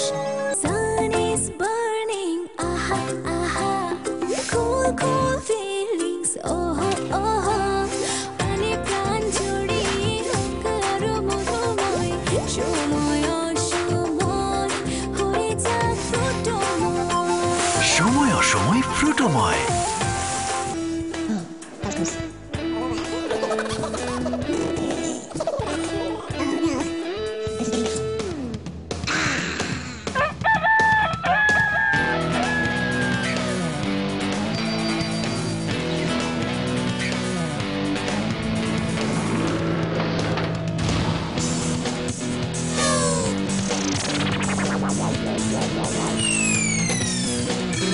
সারাদিন ফেসবুক বাংলা লিংক নিয়ে এলো 4 টাকায় 10 মেগাবাইটের ফেসবুক প্যাক। অ্যাক্টিভেট করতে ডায়াল *222*1*16#।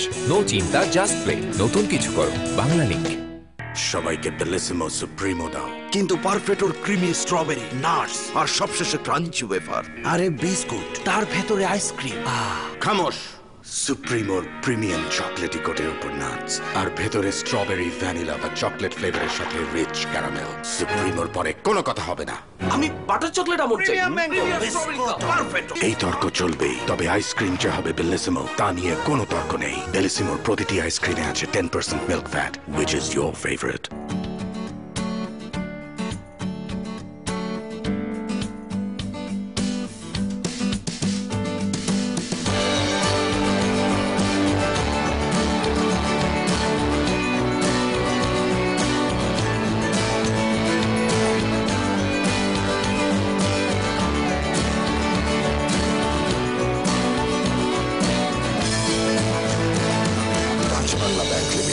আপনার বিশ্বস্ত সহযোগী। চুমকে একসে হবে যখন তখন, পাওয়ারে হবে জয়, no more tension.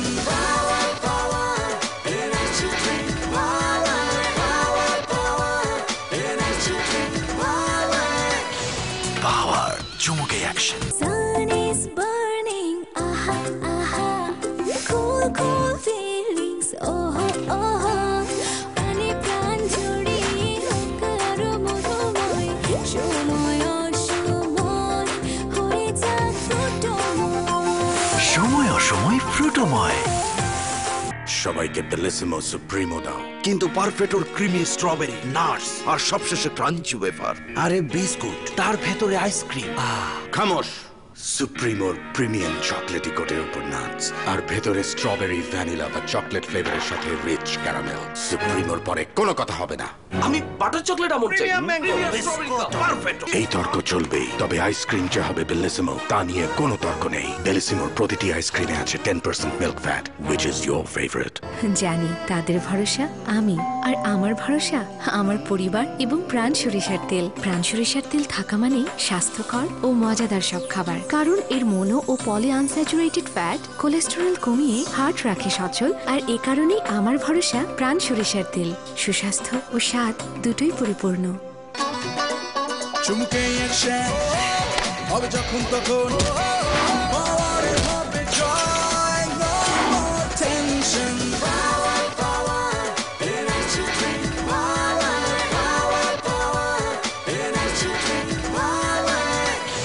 পাওয়ার চুমকে action. Sun is burning, aha, aha. Cool, cool feelings, oh, oh. Ani pran jodi hok aro monomoy, shomoy oshomoy, hoye jak fruitomoy. সময় অসময় ফ্রুটোময়। জানি তাদের ভরসা আমি, আর আমার ভরসা আমার পরিবার এবং প্রাণ সরিষার তেল। প্রাণ সরিষার তেল থাকা মানে স্বাস্থ্যকর ও মজাদার সব খাবার, কারণ এর মোনো ও পলি আনস্যাচুরেটেড ফ্যাট কোলেস্টেরল কমিয়ে হার্ট রাখে সচল। আর এ কারণেই আমার ভরসা প্রাণ সরিষার তেল। সুস্বাস্থ্য ও স্বাদ দুটোই পরিপূর্ণ। Sun is burning, aha, aha. Cool, cool feelings, oh, oh. Ani pran jodi hok aro monomoy, shomoy oshomoy, hoye jak fruitomoy. সময় অসময় ফ্রুটোময়। মন খারাপ করে না খো, ফোনে বহুত কান্নাকাটি করছি। নতুন বউ তো, আয় আয় ঝালমুড়ি খাই। অহন আবার পেঁয়াজ কাটো, মরিচ কাটো। প্রাণ ঝালমুড়ি থাকতে আবার ঝামেলা কি? বাহ, সব মশলাই তো মাহিন না। চালুটে এখনো মন ভার। আরে না, ওর মন তো ছাড়কা। প্রাণ ঝালমুড়ি, চটপটের সাথে ছটপট মজা। আপনারা দেখছেন প্রাণ ফ্রুটো নিউজ অ্যান্ড ভিউজ।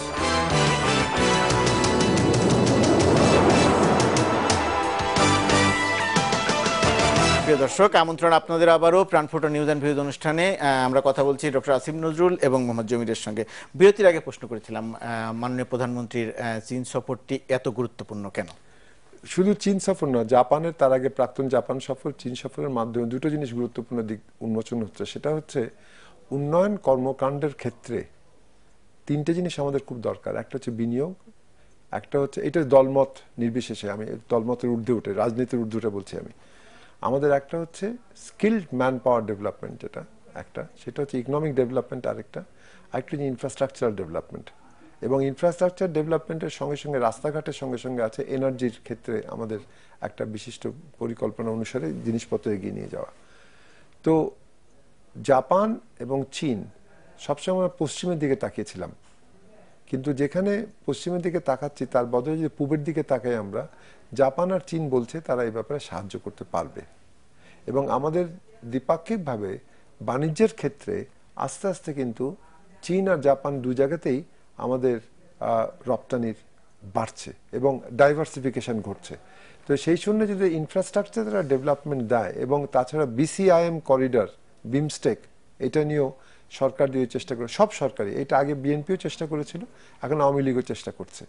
এবং বিসিআইএম এর ব্যাপারে বাংলাদেশ, ইন্ডিয়া, চায়না, মিয়ানমার অত্যন্ত গুরুত্বপূর্ণ। আজকে যখন মনে করে একটা খবর আছে, এটা খুবই গুরুত্বপূর্ণ খবর, একটা এমওইউ সই হয়েছে রিনিউইং, যে ব্রহ্মপুত্র নদী তার যে আপার রিচেসে ফ্লাড সিজনে বিটুইন জুলাই অ্যান্ড অক্টোবর, সেই সময় তারা প্রতি সপ্তাহে 2 বার করে ওয়াটার ফ্লো রেকর্ডসগুলো তারা জানাবে বাংলাদেশকে। ডাটা শেয়ারিং যেটা ইজ ভেরি ইম্পর্টেন্ট পয়েন্ট, এটা হচ্ছে, এটা তারা রিনিউয়াল করা হয়েছে। দ্বিতীয় যেটা হচ্ছে কুনমিং ইনিশিয়েটিভ নিয়ে, যদি আমাদের এখানে যেটা বলেছেন প্রধানমন্ত্রী, যে আলাদা একটা ইকোনমিক জোন দেওয়া হবে চায়নাকে, যাতে করে তারা ইনফ্রাস্ট্রাকচার ডেভেলপমেন্টটা করতে পারে এবং তার সঙ্গে এনার্জির ক্ষেত্রেও তারা অবদান রাখে। This are very important issues. জি, আমি খুব সংক্ষেপে আসিফ নজরুল আপনার কাছ থেকে একটু জানতে চাইবো। একটি তো নদীর কথা বললো, সেটি আছে, আমার একটু প্রশ্ন আছে আপনার কাছে। সে প্রশ্নটি হচ্ছে যে এই যে আমরা এমইউগুলো সাইন করছি, যে জাপানকে আলাদা একটা অঞ্চল করে দিব, চায়নাকে আলাদা একটা অঞ্চল করে দিব, কোরিয়াকে আমরা এরকম আলাদা একটা অঞ্চল করে দিয়েছি, সেখানেই আমরা এখনো সুযোগ সুবিধা তেমনভাবে দিতে পারিনি, কোরিয়ানদের অনেক অভিযোগ আছে। দেশের রাজনৈতিক অবস্থা যদি ঠিক না থাকে, তাহলে কি এই বিনিয়োগগুলো আদৌ হবে, যে আশাবাদ নিয়ে সফর শুরু হয়েছে? না, আমার তার চেয়ে একটা গুরুতর প্রশ্ন হচ্ছে, আমি কিন্তু মনে করি যে বর্তমান সরকারের যে বিদেশ নীতি আছে, এখানে এটার মধ্যে একটা স্মার্টনেস আছে। আপনি জাপানে যাচ্ছেন, চীনে যাচ্ছেন বিনিয়োগের জন্য, উন্নয়ন সহায়তার জন্য, এটা খুবই বুদ্ধিমানের মতো কাজ করছে বাংলাদেশের বর্তমান সরকার। বিকজ এখনকার বিশ্বে চায়না, জাপান, তারা আমেরিকা এবং ওয়েস্টের চেয়ে মাচ মোর আপনার acceptable development partner in terms of many things. শর্ত টর্ত এত থাকে না, এত ঝামেলা করে না, এত কিছু দেখতে চায় না। কিন্তু আমার মাঝে মাঝে একটা জিনিস জানতে ইচ্ছা করে, এটা শুধু এই সরকারের ক্ষেত্রে না, বিএনপি সরকারের ক্ষেত্রেও, তারা যখন এই ধরনের সিদ্ধান্তগুলো নেয়, এটা তো অনেক বড় নীতিগত সিদ্ধান্ত। ধরেন আপনি একটা ডিপ সি পোর্ট করতে দিবেন, এই সিদ্ধান্ত আওয়ামী লীগ নেক আর বিএনপি নেক, এটা তো বাংলাদেশের মানুষের ভাগ্য চিরস্থায়ীভাবে জড়িত। এখানে কি পর্যাপ্ত পলিসি ডিসকাশন হয় কিনা? হঠাৎ করে একজন সরকার একটা সিদ্ধান্ত নিয়ে নিল, বা ধরেন বিএনপি গভর্নমেন্ট আসলো, আমেরিকাকে এটা করতে হবে। আমার মতে এইগুলো, এই পলিসি ডিসকাশনগুলো আরো আলোচনা হওয়া দরকার দেশের ভিতরে, জনগণকে জানানো উচিত, এবং এমওইউর মধ্যে কি কি থাকবে এটা আগেই জনগণকে জানানো উচিত। আর পানি নদীর কথা যেটা বললেন যে বাংলাদেশ, আমি মনে করি data sharing is very important for Bangladesh, এবং এটা আমাদের জন্য আরেকটা আই ওপেনার, যে চায়না এত দূরের দেশ, এইগুলো সামান্য উদ্যোগের মধ্যে তারা ডেটা শেয়ারিং করছে, আর ইন্ডিয়ার সাথে বাংলাদেশ 40 বছর ধরে ঘ্যানর ঘ্যানর করছে আপনার ফারাক্কা পয়েন্টের উপরে ডেটা শেয়ারিং দিচ্ছে। ইন্ডিয়া এখন শুধু ফারাক্কা থেকে দিচ্ছে, ফারাক্কা না, এখন ইন্ডিয়া দিচ্ছে কেন? মনমোহন সিং, সে ছিল আসামের রাজ্যসভার সদস্য, যখন সে দেখলো যে ব্রহ্মপুত্র ওখানে ওরা দিচ্ছে চায় না, তখন সেও শুরুতে দিতে শুরু করেছে গত 1.5 বছর। বাট আমি গ্যাঞ্জেসে করতাম ফারাক্কা পয়েন্টের উপরে কোনো ডেটা শেয়ার করে না, যেটা এখনো করেনি ওরা, এখনো করে। যেটা আসিফ নজরুল যেটা বললেন যে গভীর সমুদ্র বন্দর বা এই বিষয়গুলো নিয়ে আমাদের এখানে পলিসি লেভেলে যে আলোচনা হওয়া দরকার, সেটা হয়েছে কিনা বা হয় কিনা সুস্পষ্টভাবে, সম্পূর্ণভাবে ব্যক্ত করা উচিত। there is no question of hide and seek এখানে হি ইজ ভেরি রাইট। সেটা হচ্ছে যে যা কিছু হবে নির্ণয় করে স্বচ্ছভাবে হবে, একদম স্বচ্ছভাবে হবে। জি, আপনি আন্তর্জাতিক বিশ্বের আরো কিছু প্রসঙ্গের কথা বলছিলেন, যে এই সময় আরো অনেকগুলো ঘটনা ঘটছে। এখানে দুটো জিনিস আছে গুরুত্বপূর্ণ, আমাদের মনে রাখতে হবে। একটা হচ্ছে যে প্যারিসে কিছুদিন আগে এবং নরমান্ডিতে, যে নরমান্ডি যে 70 বছর পূর্ণ হলো ডি ডে ইনভেশন যেটা হলো দ্বিতীয় মহাযুদ্ধের সময়, সেখানে একটা জিনিস লক্ষ্য করতে হবে যে পুতিন সাহেবকে এক কোণঠাসা করে ফেলেছিল আমেরিকা, কিন্তু পুতিন সাহেবকে ডাকা হলো ডি ডে ইনভেশনের পরে, যেটা আলোচনা হলো G7 মিটিংয়ে তাকে ডাকা হয়নি ওখানে দল, এবং সেখানে ওবামা আর পুতিনের মধ্যে কিন্তু একটা, যেটা যে জন্য আমি বলছিলাম গুরুত্বপূর্ণ, ওরা আলোচনা হয়েছে। এবং এখন কনজারভেটিভ গ্রুপ যারা আছে আমেরিকায়, তারা বলছে পুতিনকে তোমরা ঘর এক কোণঠাসা করো না, গিভ হিম ব্রিদিং স্পেস। এবং পুটিনও একটু সামনে বেরিয়ে বলেছে যে bloodshed on eastern Ukraine must stop, এবং সে সানন্দে বসে আলোচনা করেছে, নতুন প্রেসিডেন্ট যে হয়েছে ইউক্রেন তার সাথে বসে একসাথে আলোচনা করেছে। দিস আর ভেরি এটা ইম্পর্টেন্ট, একটা অনেক গুরুত্বপূর্ণ একটা অগ্রগতি বলছেন পৃথিবীর। আচ্ছা নজরুল, এই যে আমরা যে সফর এখানে বলতে তাহলে বলবেন, আমার প্রশ্ন হচ্ছে যে আমরা যে সফরগুলো করি, আমাদের প্রধানমন্ত্রী পর্যায়ে যে সফরগুলো হয়, একটা অভিযোগ থাকে যে পরবর্তী পর্যায়ে যে ফলো আপ দরকার, এর থেকে আসলে কি অগ্রগতি হলো, এর থেকে সত্যি এখন বলা হচ্ছে যে অনেক কিছু আমরা করে ফেললাম, কিন্তু 4 বছর পরে গিয়ে আসলে কি পেলাম, এই মূল্যায়নটা কি আমাদের এখানে সাধারণত হয় না? আমাদের এখানে ওই চেক লিস্টটা নাই, ওই অডিটিংটা নাই। কারণ আমাদের এখানে আওয়ামী লীগের বিএনপি সরকার আপনার গত 20 বছরে সিস্টেমেটিক্যালি কিছু কিছু কাজ করেছে, সেটা হচ্ছে খারাপ কাজ। ধরেন পররাষ্ট্র মন্ত্রণালয়কে পলিটিসাইজেশন করেছে, এই মন্ত্রণালয়গুলোর শক্তি কমিয়ে ফেলেছে। মানে বাইরে যে নিয়োগ দেওয়া, এখানে আপনার পররাষ্ট্র সচিব কে হবে, পররাষ্ট্র মন্ত্রণালয় বড় বড় পজিশনে কে আসবে, রাষ্ট্রদূতটা কে হবে, হ্যাঁ, যোগ্যতার চেয়ে পলিটিক্যাল এলিজেন্স বেশি দেখা হয়, সে আমার লোক কিনা, আমার পলিটিক্স করে কিনা, আমার প্রতি অনুগত কিনা, এত ভাইটাল জায়গাতে। ফলে হয় কি যে এখানে ওই প্রোপাগান্ডাটা বেশি হয়। ধরুন আমরা যখন আমাদের মাননীয় প্রধানমন্ত্রী ভারতে গেল, আসার পর মনে হল উনি বিশ্ব জয় করে এসেছে, ভারত আমাদের সব দিয়ে দিচ্ছে, পরে দেখলাম আমরা কিছুই পাইনি, কিছু ভালো ভালো আশ্বাস আর ভালো বাণী ছাড়া কিছু পাইনি। বিএনপি সরকারও তেমনভাবে বিএনপি সরকারও ইন্ডিয়া থেকে কিছুই পাইনি, সেটাও আমার ওদের বলা প্রয়োজন। তা আমাদের এখানে মনে হয় কি যে এই চেকলিস্টগুলো থাকা প্রয়োজন, এই অডিটগুলো থাকা প্রয়োজন। আমাদের এখানে কিছু কিছু ডেডিকেটেড প্রতিষ্ঠান গড়ে উঠেছে, যেমন ধরনের সিপিডি আছে, তারা কিন্তু বাজেট টাজেট নিয়ে খুবই বিশেষজ্ঞ পর্যায়ে একটা কম্পিটেন্ট প্রতিষ্ঠান হিসেবে দাঁড়িয়েছে। টিআইবি দুর্নীতি নিয়ে কম্পিটেন্ট প্রতিষ্ঠান হিসেবে দাঁড়িয়েছে। অধিকার বা আইন সালিশ কেন্দ্র মানবাধিকার প্রশ্নে কম্পিটেন্ট প্রতিষ্ঠান হিসেবে দাঁড়িয়েছে, একটা ওয়াচডগের ভূমিকা পালন করছে। কিন্তু পররাষ্ট্র মন্ত্রণালয় সম্পর্কিত আপনি বলতে পারেন যে মেজর মনিরুজ্জামানের প্রতিষ্ঠান আছে, কিন্তু উনি তো শুধু সিকিউরিটি ইস্যুটা দেখছে। বা আগে বোধহয় স্যার ছিল বাংলাদেশ ইনস্টিটিউট অফ ফরেন, কিন্তু তাদের আমরা সেরকম ভিজিবিলিটি দেখি না। এটা আমাদের অনেক ইনডেপথ, এটা আমাদের একটা বড় দুর্বলতা বলছি। অনেক বড় parliamentary standing committee for foreign affairs যেটা আছে পার্লামেন্টে, তাদের উচিত হবে ওই অডিটিং এর প্রিন্সিপাল। এত বছরে আমরা যেটা বললাম যে আপনি তো কূটনীতিক হিসেবে দায়িত্ব পালন করেছেন, না আমি বলছি সেই জন্যই বলছি আমাদের ফলো আপটা থাকে না বলে যে অভিযোগ করে, এটা আসলে সত্যি না। আমি বলছি, সেটাই বলছি আমি, parliamentary standing committee on foreign affairs যেটা আছে, সেখানে যদি সক্রিয় ভূমিকা রাখে সব জাতীয় সংসদের সদস্যরা, যেরকম যে কারণ হচ্ছে ওখানে যায় না কেউ। সমস্যাটা ওইটাই যে হাসান মাহমুদ আলী সাহেব আগে চেয়ারম্যান ছিলেন ওই কমিটির, যখন দীপুমণি পররাষ্ট্রমন্ত্রী ছিল, কেউ যায় না।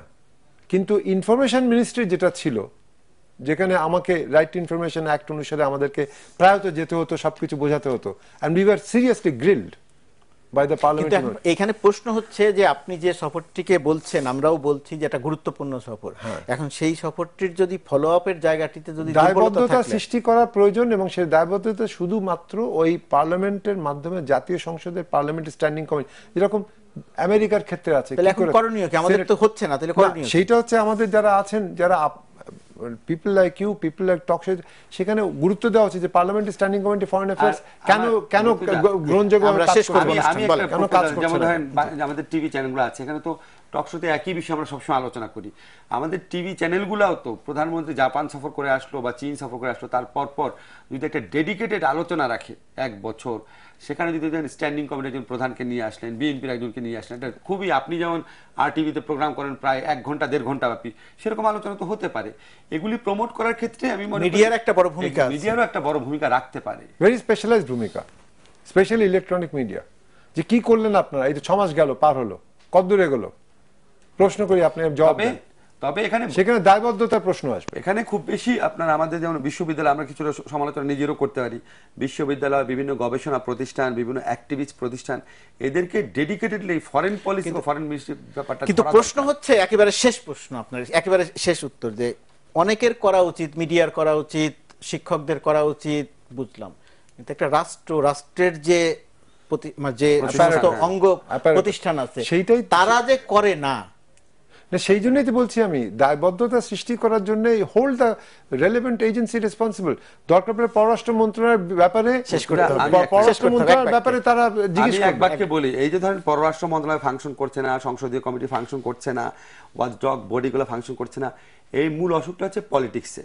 যদি আপনার একটা ক্রেডিবল পার্টিসিপেটরি পদ্ধতিতে ইলেকশন হয়, রাজনৈতিক দলের ভেতরে গণতন্ত্র আসে, যৌথ নেতৃত্ব গড়ে উঠে ঠিকমতো নেতা পরিবর্তন হয়, সবাই ঠিকমতো ভোট দিতে পারে, তাহলে হয়তো আমাদের শুধুমাত্র তখন আমরা এই ধরনের পরামর্শ পাবো। এর আগে এগুলো বলে লাভ নেই। আসিফ নজরুল এবং মোহাম্মদ জমির, আপনাদের দুজনকে অনেক ধন্যবাদ অনুষ্ঠানে আসার জন্য, বিশ্লেষণ করার জন্য। এবং শেষ পর্যন্ত মূল বিষয় সম্ভবত এটাই, সেটা দেশীয় বা আন্তর্জাতিক যে জায়গাতেই হোক না কেন, জবাবদিহিতা মূল বিষয়। জবাবদিহিতার জায়গা যদি তৈরি না হয় সেটা, তাহলে হয়তো কোনো বিষয় বা কোনো অধিকারের জায়গাটি নিয়েই আমাদের কথা বলার সুযোগ থাকবে না। আমরা কথা বলার সুযোগ থাকতে চাই এবং দেশ গণতান্ত্রিক প্রক্রিয়ায় চলবে, একটু জনগণের ভোটে নির্বাচিত সরকার দেশ পরিচালনা করবে, সেটাই আমরা দেখতে চাই। আপনারা সবাই ভালো থাকুন, সবাই সুস্থ থাকুন।